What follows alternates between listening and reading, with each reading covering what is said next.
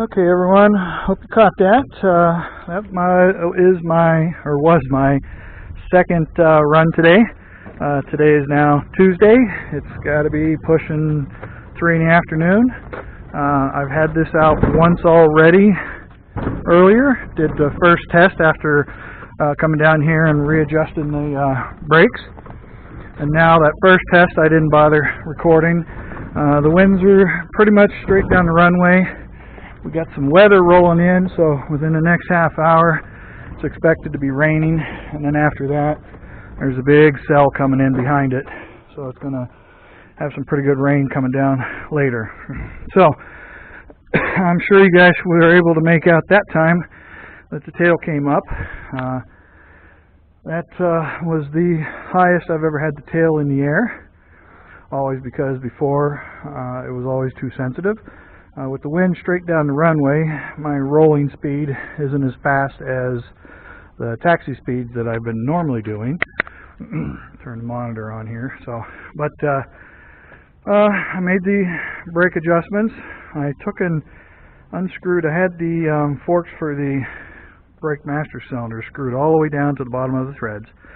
So I unscrewed them all the way, and it was essentially, how many turns? It's 5/16, 26 thread, 28, 26, 24 thread, excuse me, 5/16, 24.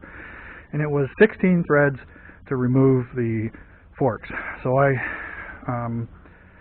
when I had them hooked up to taxi back over here from the other hangar, I only had them backed out, 4 turns. So I took it out 8 turns, halfway. So it's halfway on, halfway off. And now when I get in it, I got in it and tried them out. And now the pedals are up better. I can still push on the bottom of the pedals with my feet.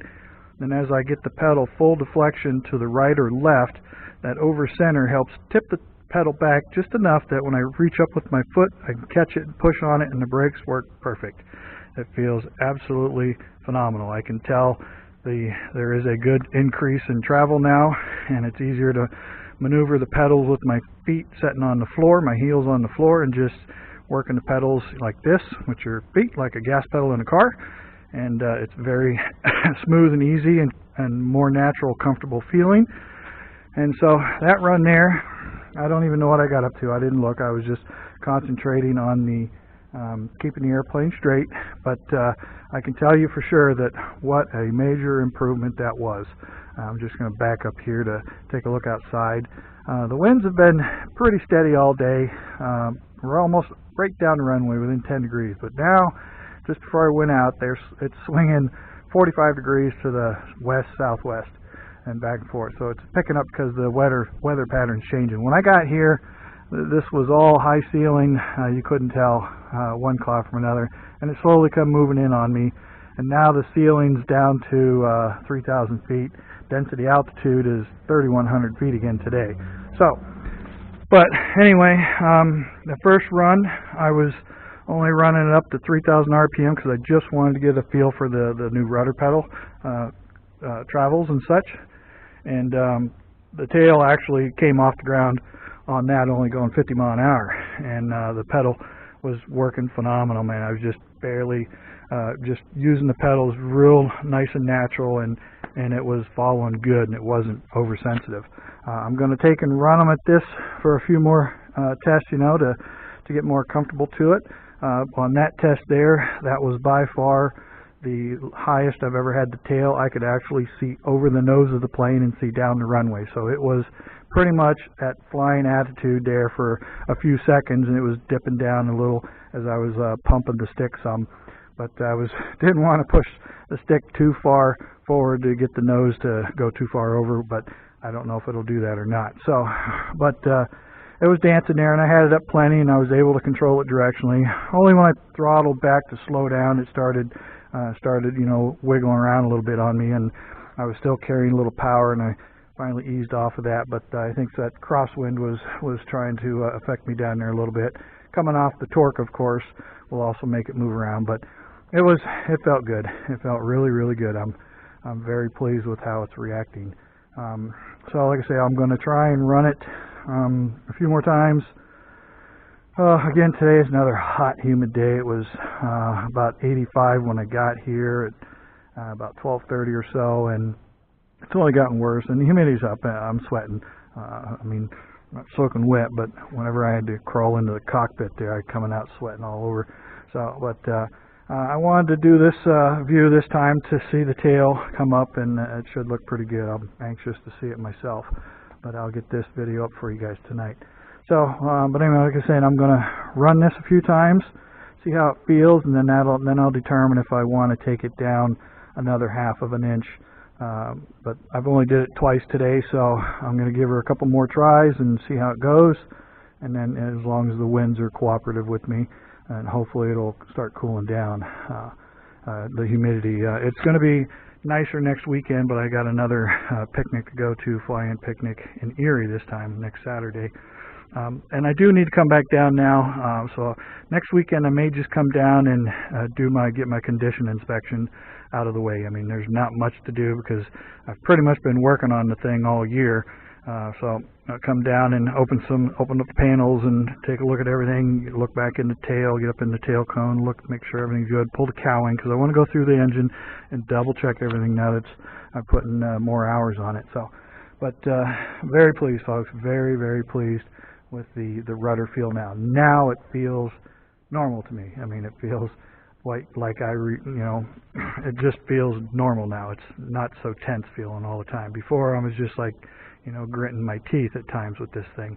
But I mean, one by one, we're getting these little issues fixed, and that was a big issue. But it didn't show up until this fast taxiing where the tail's coming up. That's when it reared its ugly head. So they were always like, skating on ice out there, and it was just always felt oversensitive. And then it finally dawned on me, check the adjustments on the pedals. So, and turns out I didn't recall making the modification, but after I seen it, then I remembered what I had done. Like that was done a couple years ago before the plane was ever brought out here. So hopefully you guys are happy with that one. I'm totally happy with that. And I did bring down I think it was a female. She asked about if I'd clearance the tail wheel door. So today I brought down a Dremel and knocked this corner off. It was square like this one back here. So I rounded it because it just touches right here. So, but yeah, otherwise, I mean that rudder, that's 30 degrees. And I mean, if it does still become like it's over way too much rudder, I'm never going to fly this thing in a heavy crosswind, at least not intentionally. But I can, maybe drop this 5 degrees to limit the travel out here. And make it a little more sensitive up front. Like I said, I can still drop in another ½ inch as to the two actual adjustments from the print. But right now it feels comfortable. I'll do a couple more and see how more comfortable it feels. I'll get it up. Like I said, I didn't see what the speed on that was, but it was definitely over 50 mile an hour, because this time I had it up to about 3,200 RPM. I pushed it a little farther than the 3,000 on the first run just to give me a little more chance of getting the tail up. The first one I wasn't trying to bring the tail up, but it was coming up. And then this time when I was running, waiting for it to come up speed, I pushed the stick so far forward that I had it against the stop. You'd probably be able to see that in the video, and it should look just like that. It was against the stop. I couldn't go any farther. And then it started coming up, and then as it slowly came up, the airplane just started and it kept increasing in speed. So I just pulled back on the stick to kind of help control the rise of the tail. But I did have her so I could see over the nose. So it wasn't, at time it did come all the way down. I was a little nervous, so I pulled back on it to bring the nose back up because I didn't want to overcompensate and hit the prop. So it's going to take a few attempts to feel that out and see where the neutral is. So, all right, I think that's all I wanted to get to this time around. Yeah, there seemed to be some confusion on the last video with what I was trying to accomplish. It is kind of confusing unless you know some geometry. You know, if you're good with geometry in your head, figuring out, you know, you're working off of an arc circle up here. Where the cable's attached, it's only a 4-inch arc circle, but where your feet attach to the pedals, they're still another 2 inches above the attach point for the cable. So at the pedal itself, you're swinging another inch or more past what the cable is physically pulling, you know, because you're working on 2 different arcs. You're working on a 4-inch arc to 6, 7-inch arc now. So the pedals are traveling quite a distance now. I mean, they're probably going at least 6 inches. I'm going to draw it up on a piece of paper scale and see how much that pedal is physically traveling now, because once the pedal goes up and I get against the end of it, it does this, and that's what allows my toes to touch the brakes easier and apply brakes. It's perfect. So when I'm pushing on the pedals, I'm actually pushing down at the base of the pedal with my palm of my foot, you know, here, pushing like this. And then for brakes, you just slide up and then just tap the brakes. So that felt, I think the adjustment on those as far as the brakes is perfect. I'm not going to touch those. But the only other thing I might try is lowering the cable to the lower setting to bring the sensitivity down just a little bit more. But that's, again, I'm just going to try and do a few more passes and go from there. So, but I do need to knock out the inspection on the plane. It's just a one-day thing. It's come down here for a couple hours, check everything over, and bring a can of spray down and lube things up from sitting down here, get all the hinge points lubed up. Most aircraft stuff, you don't really want to over oil things because oil attracts dust and grit.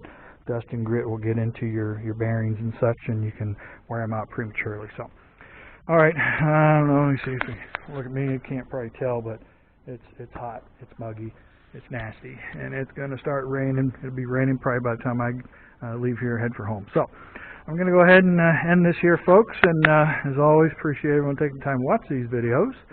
Feel free to leave any comments, questions, or concerns. I appreciate the comments you folks have been leaving, and like I say, as long as everybody stays civil, it don't get too nosy or personal and cause any trouble. You know, the worst thing I'll do is delete your post, and then if you keep it up, then I'll ban you. One lucky person got banned so far from posting on my channel just because he was being a butthead.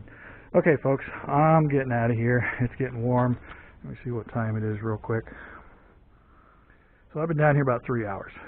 So it's not as hot as yesterday, but hot enough. The heat index is probably still over 90. Density altitude, like I said, was 3,100, which not too bad. It's been being pretty consistent on that. So, all right, guys, I will catch you probably next weekend. May or may not get some testing in. Depends on how the condition inspection goes.